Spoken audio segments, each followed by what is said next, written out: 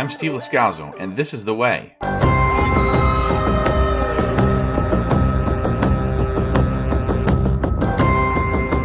Welcome, listeners, to the November 2023 Star Wars News Update podcast by This Is The Way podcast.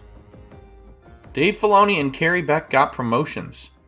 Filoni, as we all know, he was an executive creative director at Lucasfilm. He created the Ahsoka series. Now he's the chief creative officer of Lucasfilm.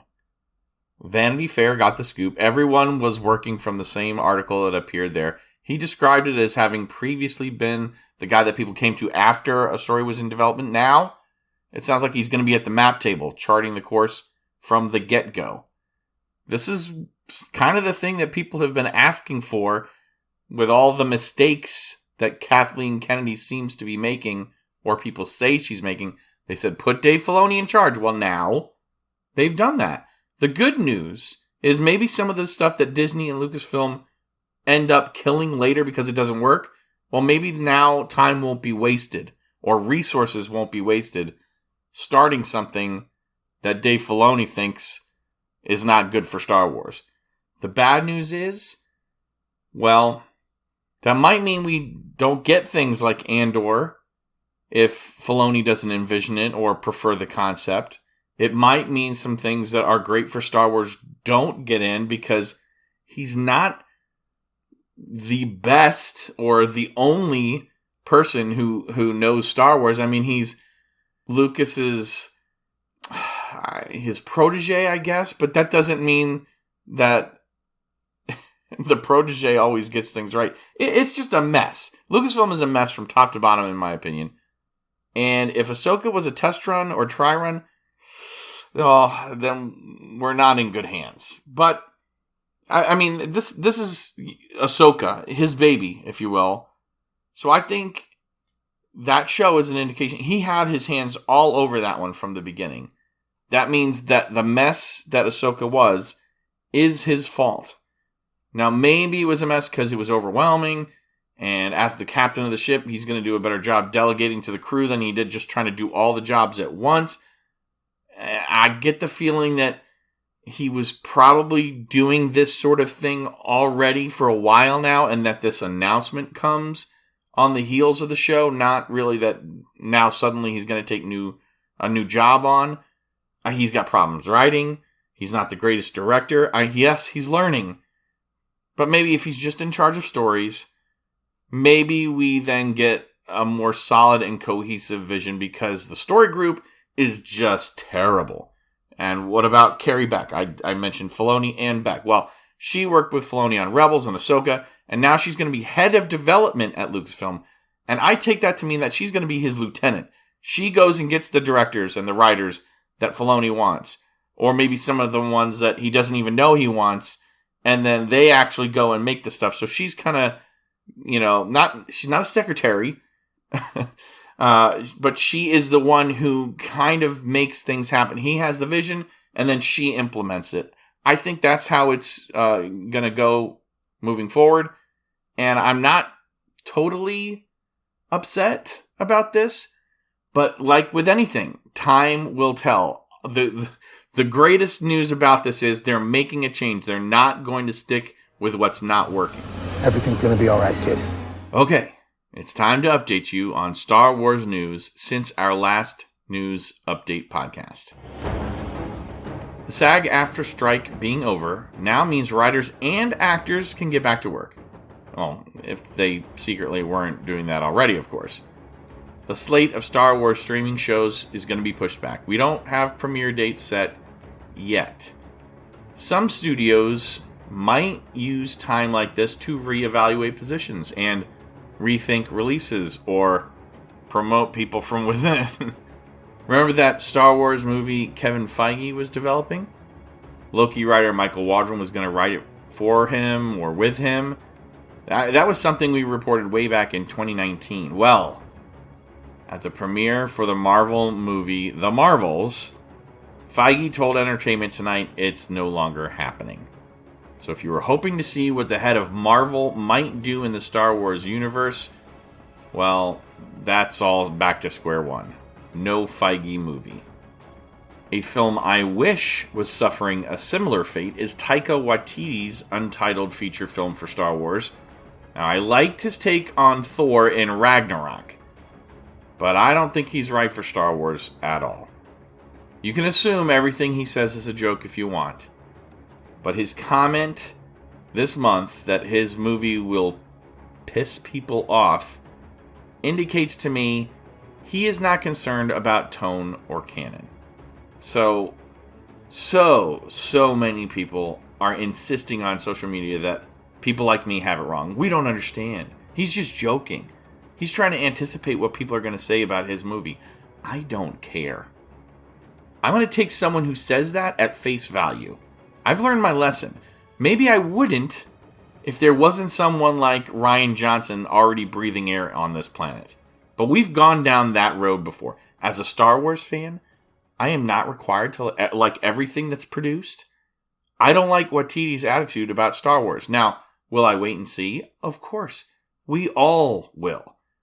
That's why I'm so amazed. Everyone's ready to defend a movie that they haven't seen either. No one knows that he's actually joking. He shouldn't be saying things like that at all. Not before the movie comes out, not while he's making it, not after. It's divisive. He's anticipating, and he makes this comment like that. It shows he's a little too comfortable with being divisive. That's not what we should be doing in the Star Wars universe. I get it. Maybe you are of the total opposite camp, and you love that Star Wars is taking chances and pushing boundaries. That's a brand of comedy that you can like. I don't think it belongs in Star Wars. I'm not in charge. I think you should stick to IG-11. Let someone else make Star Wars. The smoking gun for me in all this was his later appearance on the Kelly Clarkson show where, well, he doesn't backtrack, but he evokes nostalgia. Like he's like he's trying to clarify things. Let me just read his quote from the show. He says, "I've been developing the Star Wars film for a few years, but I think with any film, but with that one in particular, it's something I'd really like to get right. So I don't want to rush it. It's going to bubble along on the side. I want to capture that joy and entertainment of those early ones like The Empire Strikes Back and Return of the Jedi and all those ones. So I'm trying to figure that out. It'll happen." Okay. Those ones, those early ones. And, the emphasis in there is all me. I'm not directly quoting him with tone as he said it on the show. It doesn't matter. Waititi's vision for Star Wars is not something I'm excited about. I do like some of the other things that he's done, but not everything. I don't think he's actually concerned with treating Star Wars seriously. And I don't mean you have to always be serious and you can't make funny things. I just think his quote about making people mad is more how he treats life. And you look at the things that he's done, that's kind of his shtick. If people say, I want to see what he does in the universe, fine. But are you also then fine if a lot of people want to see what Robert Smigel or Judd Apatow or Ben Stiller or Jason Segel or Paul Feig or Sacha Baron Cohen or the Cohen or Farrelly brothers, are you comfortable with them taking Star Wars too? Because I think those are totally different tones, and if you want to push boundaries, you can let them do stuff like that. No? Well, we all saw how great Lord and Miller worked out, right? And I liked the Lego movie a lot, but that doesn't make everything right for Star Wars. I gotta move on. Leave, apostate. Okay, so what about the Sean Levy, Sharmeen Obaid-Chinoy, James Mangold, and Dave Filoni feature films? Well, we all saw Ahsoka being used to set up Filoni's feature film. And as disappointing as the series was to me, I'm still going to watch that movie. Whatever happens in it, no matter what I hear, still going to watch that movie. Mangold, I treat him, I think he's another like Waititi who complains when you don't like how he does things. He just did that by calling fans divisive that didn't like his take on another Lucasfilm film, Indiana Jones and the Dial of Destiny. If you didn't like his film, you're a divisive fan. You're what's wrong with the fandom. That's like a red flag. Take his movie away. And then Obaid Chinoy's movie, that just made the news because apparently Daisy Ridley's found the story really cool. But honestly, do we expect her to say anything else? I mean, if you're going to be the Luke of this first of what might be a new trilogy of movies, and not just that, remember, we're supposed to call her Skywalker, so this is technically going to be part of the Skywalker saga. Now, would you say anything negative if you were in that position? At this point, she's going to make a lot of money off of this. I have absolutely no confidence in Chinoy. She directed a couple of episodes of Miss Marvel, and some people were like, oh, I loved it. It was the one where she goes back in time. So yeah, I thought those were the worst episodes. She's also made some short documentaries. She's not ready for Star Wars. Is anyone? Maybe not, but I have zero confidence in what she could do. And then what about Sean Lee? Well, he's probably in post-production on Deadpool 3 right now. I like those movies, but I don't see that tone fitting in Star Wars either. What do I know, though? You know, I'm an old guy. I'm as old as A New Hope. I'm talking to myself again. I am. Before I move on, there's one really important factor I want to remind people about. Supporting directors and studios. If you don't like it, don't watch it. Now, I'm not going to sit here and organize a boycott. That's not the function of this podcast. You like what you like, and I like what I like. And this podcast specifically, I'm talking about the news. But if you don't like what they're doing, you do have to do something drastic. Like, say, cancel Disney Plus. Don't watch the movies if you object to the content. Not even once, because then you're giving them views. Don't add your voice or your vote to their content if you don't like it. Now, if you do, you can still complain. But how effective do you really think that's going to be if you keep adding your views to their content that you say you don't like? That's why I'm stepping back a little bit from Disney content. Fight the Empire! Andor's second season had about a month and a half of shooting left to complete after showrunner Tony Gilroy left for the WGA strike in May. When the SAG-AFTRA strike took place in July, actors had to leave, and so nothing but post-production could take place.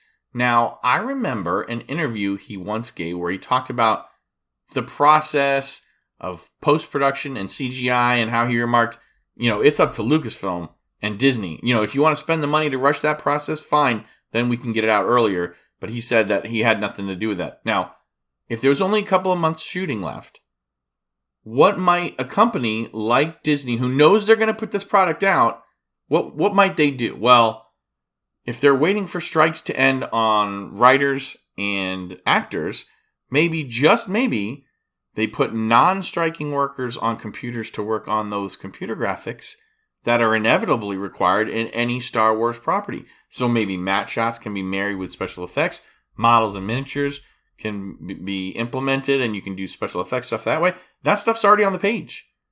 Maybe this means Andor isn't actually too far behind production schedule after all. Maybe that fall 2024 slot is still achievable. Nothing has been said yet, but I have the feeling by the December news update, we might have some news on that front. What is it they've sent us? Hope. The Mandalorian's fourth season was originally supposed to be underway by now. Scripts were reportedly done in May before the strike, but even if work was moving forward with closed scripts, actors couldn't, act after July. I like the line of thinking of Miguel Fernandez of StarWarsNews.net. Do you resume production right away, or do you have issues scheduling now that there are holidays and travel, maybe even casting issues, or since we lost Shauna Tripsick recently, maybe there's some costuming changes that are going to be made. Here's another point made. The lead actor for the past 3 seasons might not even be the lead actor anymore. And yes, I realize everybody's saying, no, he's still the main character. But even if he is, he only voices the character. I'm guessing a more heavy emphasis on Bo-Katan, bringing people back home to Mandalore, so to speak, will be the focus of the show going forward. Now, there's a lot of story that can come out of that.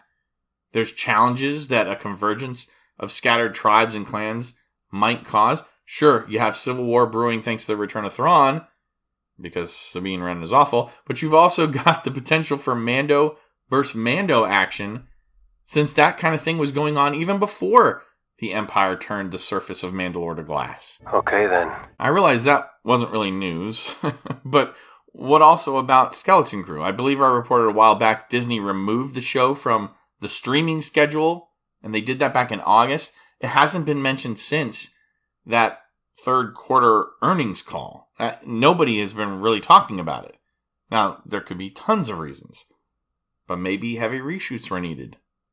Maybe the project's getting scrapped. Maybe it's done in the can, ready to go, and they only need to surprise everyone with a promotional blitz. I'm not a Hollywood insider, but even insiders aren't leaking rumors.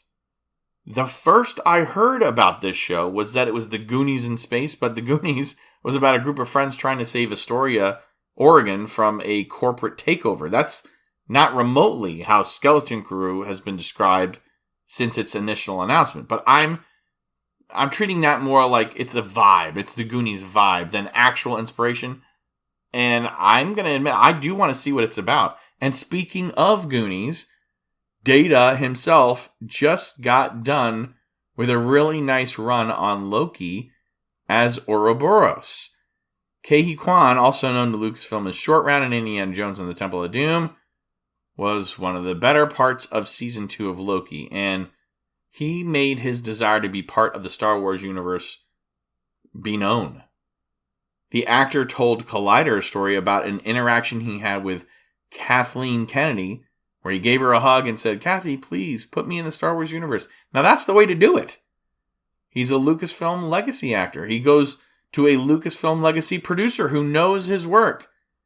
You know, he was Data Short Round. He got hired to be part of a Marvel show that really probably was one of the more successful ones in a long time for Disney and Marvel. He knocked the role out of the park. I support this. I think he'd be great in any number of Star Wars projects, and you know, he could be an enemy. He could be he could be a villain. I mean, he could be a hero. He could just be a quirky, interesting character. Give him a shot. Pinchers of power! You guys! I've been saved by my pinchers of power! The Acolyte may not have been knocked far off target, but we still don't have an updated release date. The 8-episode series announced writers for each episode earlier this month. Episode 1 will be Leslie Headland, showrunner, and she'll also direct that episode. Episode 2 will be Jason McAuliffe and Charmin de Great. Episode 3, Jasmine Flournoy and Eileen Shim. Episode 4, Claire Kleckel and Kor Adana. It almost sounds like Star Wars names right there. Episode 5 will be Adana and Cameron Squires. Episode 6, McAuliffe and Jocelyn Bio. And Episode 7, DeGreat, Flournoy, and Jen Richards. And then the finale, Episode 8, will be McAuliffe. The show is set about 100 years before The Phantom Menace and features dark side Force users during the waning High Republic era. And that's one of my least favorite parts of new Star Wars, is this High Republic stuff. Very well. The big mover could be something like Tales of the Jedi Season 2 or The Bad Batch Season 3. The problem with shows like that are once written, all you need is an actor to lay the audio tracks and someone to do the animation. So shooting is non-existent. The work done in the art departments is not tied to writers or actors after the dialogue has been recorded. So did they record already? Tales Season 2 and Bad Batch Season 3 might be bridge gappers for content. They might appear on the schedule suddenly and get spaced out to fill the void left by the strikes moving content, live action content, back in production. That leaves speculation on a second season of Ahsoka, something from director Sharmeen Obaid-Chinoy, and the feature film of Lando. And I'm going to start with Filoni when I'm talking about these things. He's got the movies working on. He's used the first season to set up. And, you know, How is Ray Stevenson's death going to affect the second season? He talked about that. His plans for the direction of the characters that he left on Peridia, no one knows. I just think, I think a second season, if it happens, and we haven't gotten an indication yet that it will, but I think it's going to get pushed back, especially since we didn't get this grand announcement at the end of the first. I know there was still a strike going on, but truthfully, the way Filoni poorly handled the story for the first season, I'm not sad at the prospect of him or someone else having to rework and maybe get help on a second season. Now, that leaves me the Lando movie, and initially, I think it was set to be a series. But Donald and Stephen Glover seem to envision the story as one movie. So, is that going to be straight to streaming, Disney Plus style, an exclusive? Or will it only be in theaters, like the other feature films remain to be seen, and then later come to Disney Plus? That's also because the pair of Glovers, Donald and Stephen, they technically weren't allowed to work on it during the WGA strike. But, I wonder. If you can't act and you can't write, did those actors just take long vacations? Or, did they get their cardio in on the picket lines? Or maybe, just maybe, did some of them actually go and sit in front of a computer and not just play video games, but, on their own personal time, away from the eyes of the guilds? Maybe they actually tinkered around and wrote some scripts and stuff. Yeah, if they got found out, they'd be in trouble. But are they really going to be found out and get in trouble? Wouldn't the Glovers then have to rat themselves out? Besides, what are you supposed to do? Are you forbidden from thinking about stuff that you're going to be working on, or you will be working on eventually? Even just thinking about it in their minds, plots and scripts, that's technically not writing. So if you pour it all out after the strike is over, wouldn't that be okay? Now, after Alden Ehrenreich's Vanity Fair article, separate from the one that talked about Filoni and Beck, I think Donald Glover's Lando should, in fact, cross paths with Han once or twice. I would love to see it. You, know any jokes, BD? Star Wars gamers. The full worldwide Star Wars Hunters mobile game launch is delayed again. At this point, I think we just stop talking about it. The developers have had it in soft launch phase for years now, I think. I don't even know.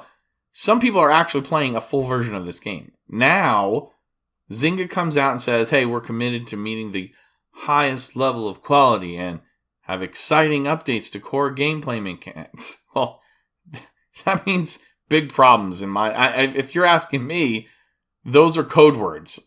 And if the game is being delayed to a date sometime in 2024, that could be December for all we know.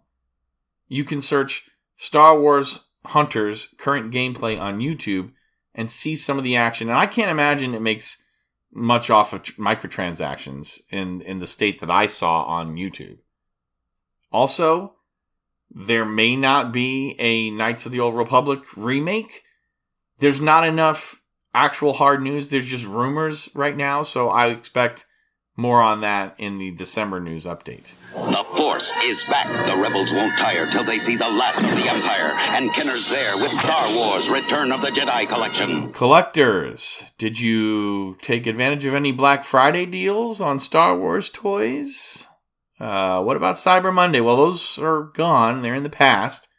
And This Is the Way podcast is now looking for Christmas decorations more than collectibles like Black Series, Vintage, Retro, HasLabs. What about Hot Toys? Well, Hot Toys more like hot garbage this month. Sorry. Marak, the Undead Inquisitor, as StarWarsNews.net called him, has a Hot Toys version available now. Hot Toys, in their marketing, reveal more to me about Marak than we even got in the Ahsoka show, which... that's very original trilogy if you think about it.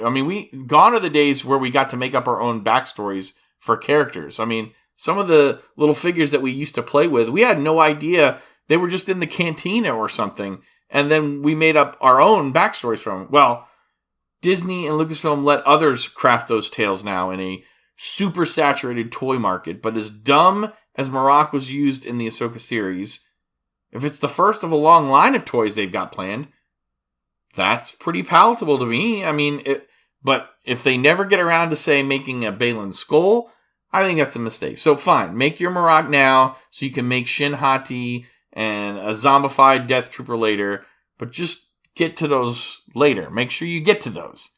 I'm just really hoping those later characters don't depend on a lot of people shelling out $265 for a Hot Toys character that doesn't even leak green smoke when it gets cut open or have an optional lightsaber cut chest plate. Just one more thing.